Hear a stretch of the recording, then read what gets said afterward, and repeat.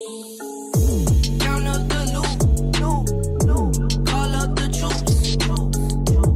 We coming through. We coming through. Hey guys, this is Heretic, and it's Wednesday, June 2nd, 2021, and this is the Solar Kingdom Guide to Dragons. So first I'm going to start off on, showing how you get the experience that you'll need to raise and evolve your dragon and dragon skills. So the first place you're going to want to go, the best place to get experience, is the Path of Legend.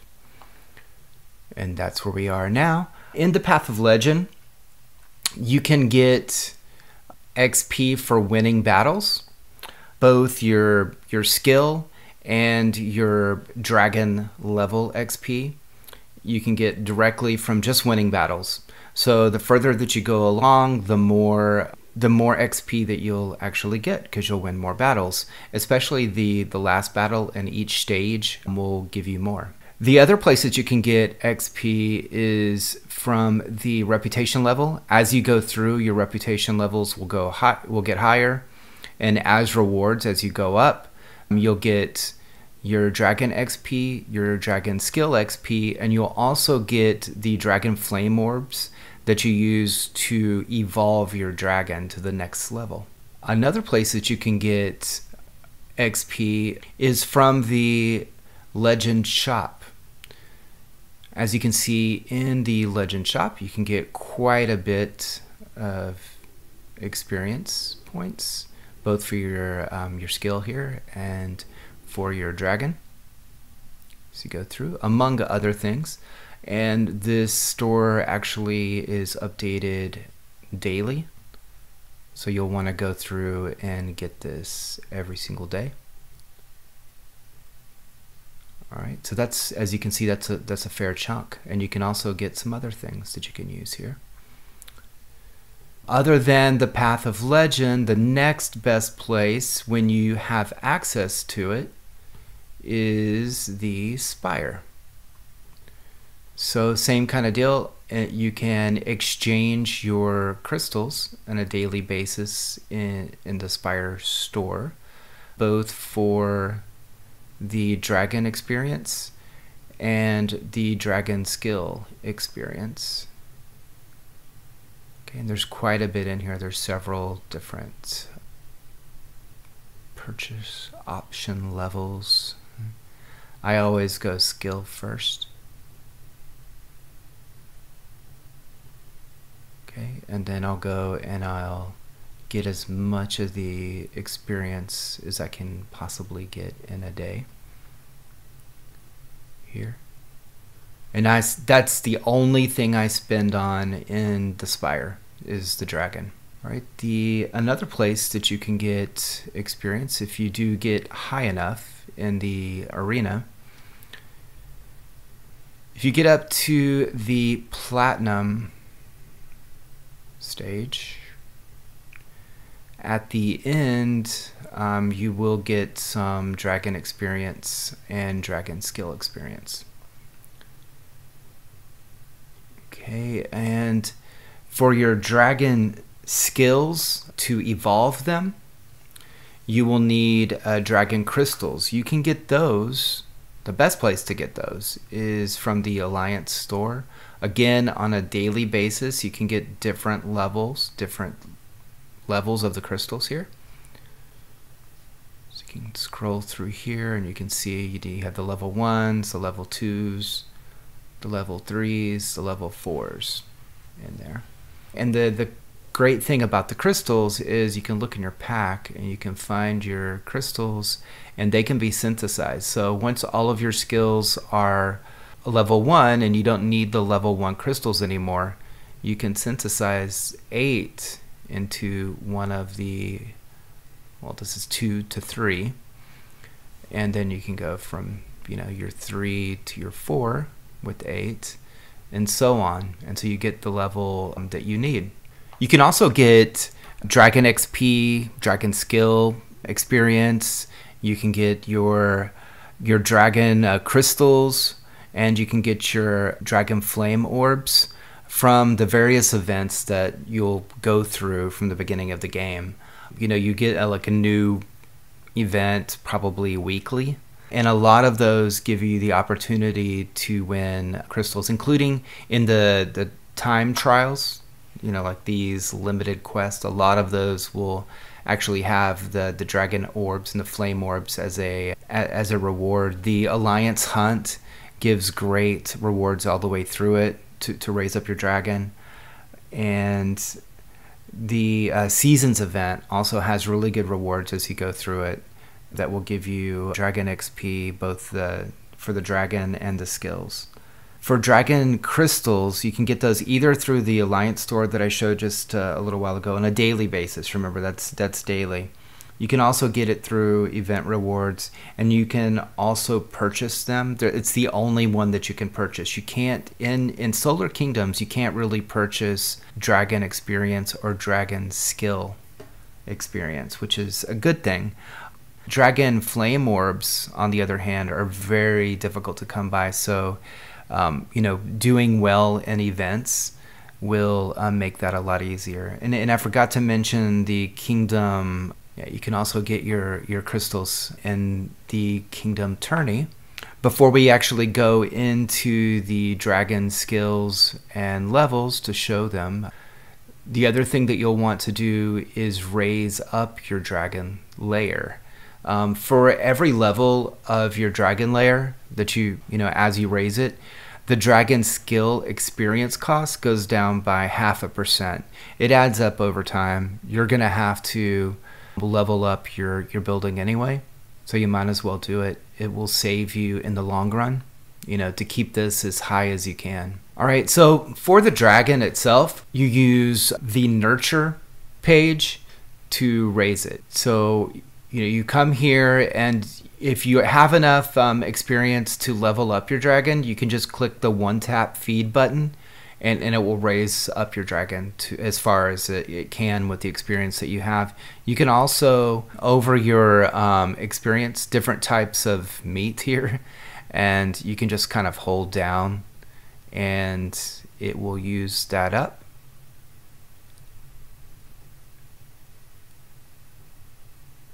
Right, and you can see how far away you are still from the next level, which I'm still pretty far. Okay, the evolve button here will show you not only what it's going to take for you to get to the next dragon star level, but the stats that you'll get, that you have now, and that you'll get once you raise it. So this is great, getting more, 2% more army damage and army damage received would be great, as well as the 30% troop stats. For dragon skills, go to skills. Imagine that. Okay, from within your dragon skills, the very first one you're going to want to look at is your base skill. So Mr. Taco Truck here, his base benefit that he has is listed right here. So it's his troop march speed 22.8%, gathering speed, monster march speed, and troop load. That's the base benefit. As the level goes up, these benefits will actually increase. Okay, so let's go back here. Back on your main dragon page, you also have your dragon experience here, the power that your dragon provides your overall power, okay, which is about 48 million power for me. If you click the information button next to that, it will give you the stats that your dragon actually provide you. You can see why it's so important for you to have your dragon with you. And we'll talk about that in a minute. The dragon provides me, 685% health. That's huge in solar. Well over 200% troop stats. And, where the dragon really comes in handy is with your damage, what they call the lower stats on your battle report. your damage and your damage received stats. And those come directly from your skills. All right, so within your skills, as you level up, you get different benefits. At the start, you get the first level. So you get the wounded conversion, for example. For March capacity, you always get March cap as you level it up. For every other skill here, you start off with the level 1, which for Dragon Blessing, you get wounded conversion. For infantry backbone against bowmen, you get infantry versus bowman damage reduction. For infantry backbone against cavalry, you get infantry versus cavalry damage reduction, and so on.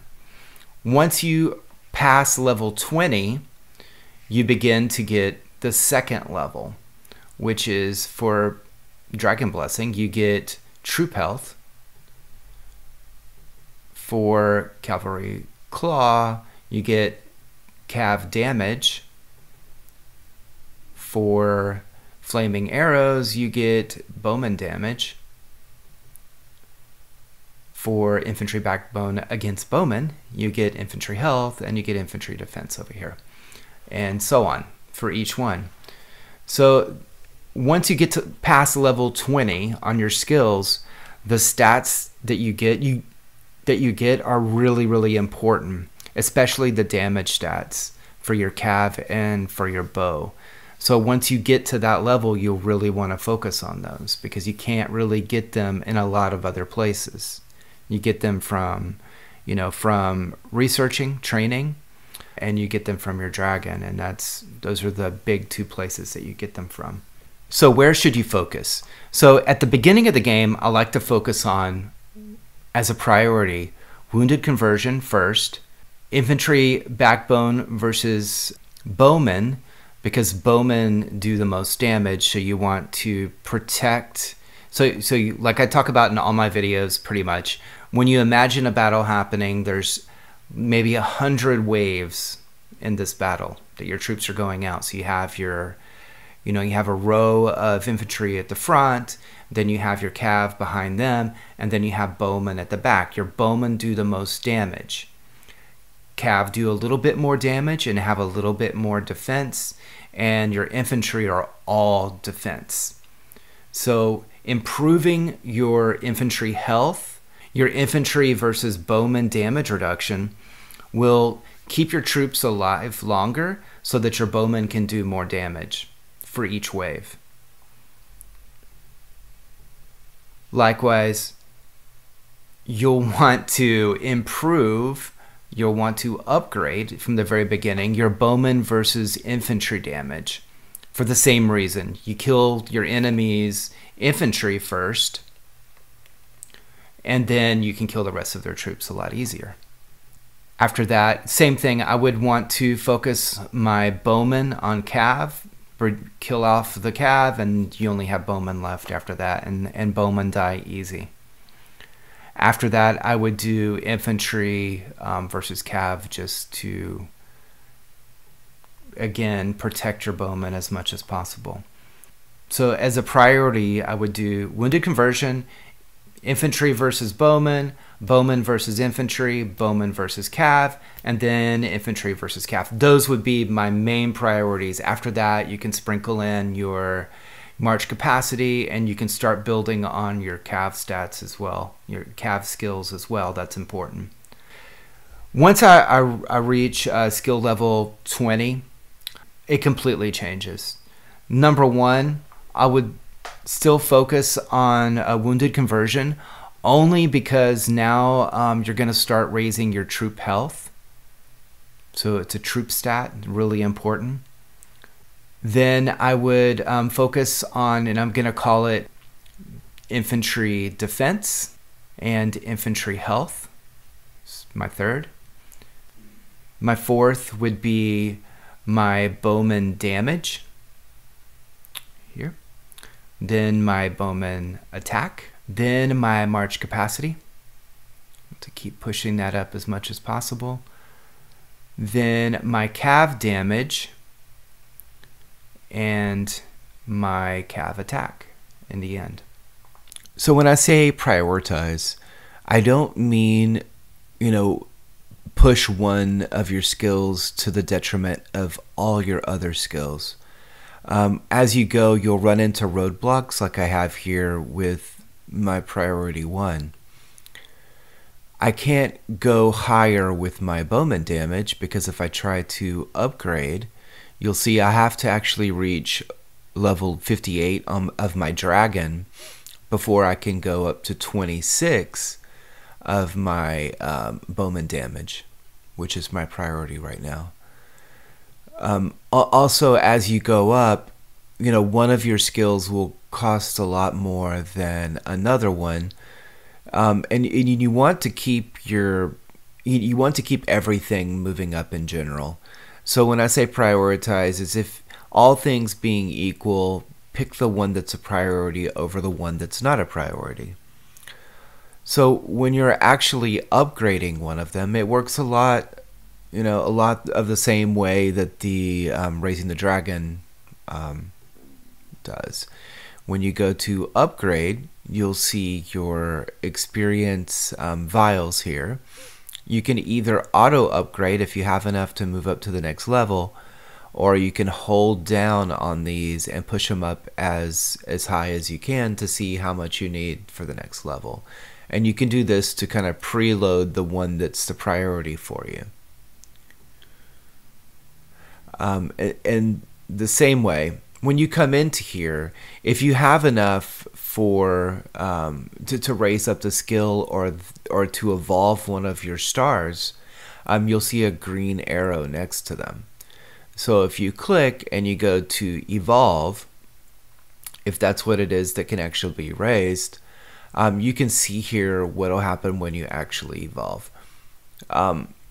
You'll see, for example, here, I would go from 30 to 42%. So what does that actually mean? It means that I would go up by 12% on the base of that actual skill. So on this one, because let's see what we're looking at here. You're right. So on this one, I would get not 12% added to the 80% here, but to the original base, which may have been 10. So then that 10 would go up by 12%. The same thing on the cav damage. It wouldn't be 12% added to the 32 here. It would be 12% of the 20% that was, or the 10% that was the original base here. Again, on the evolve, you need 10 of the next level. So I'm star level 4. I want to go to star level 5. I need 5 of the level 5 crystals. And again, real quick, if we look in the pack, you can see I have 7 now. If I had 8 of the level 4s, and I could synthesize those to get 1 more of the level 5s, but it doesn't matter until I have enough for 10. Alright, so when does the dragon actually help you, and when doesn't it? The very short answer is, if your dragon is at home when you're attacked, it's going to help you. When your dragon is in your march when you attack, or whenever you garrison a building, or when you reinforce another player, it's gonna help you. So it comes with a couple caveats there, different things that you can do to help that. So if you send your dragon out in an attack, your march, your dragon goes away from your castle and you get attacked. If you don't have either a dragon blade or a dragon idol, which is a lot cheaper, then you won't have your dragon stats or skills included in your defense. I've seen a lot of people completely destroyed this way.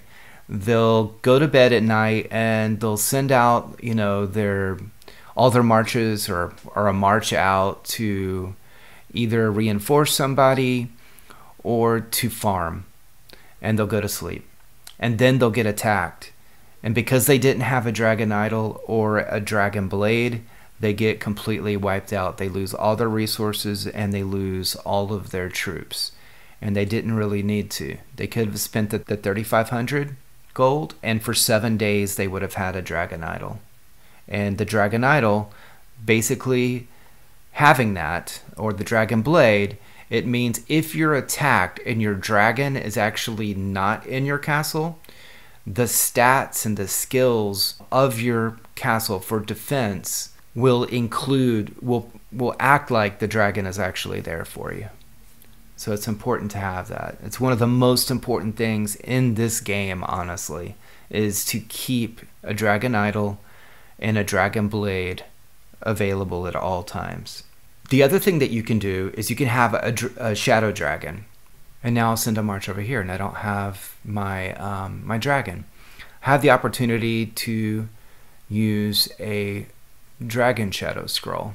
You can win these in events, and that's how I would say would be the best way for you to get them, because as you can see, it's kind of expensive for what you actually get. But what it does is if you're attacking players or a lot of different players at the same time, and you want to make sure that all your marches include a dragon, so you get those dragon stats, you can use a dragon scroll, and all of your marches will include a dragon, as well as at home. So if you send your dragon marches away and someone attacks you, even though you don't have a dragon idol or a dragon blade, your castle will retain the dragon.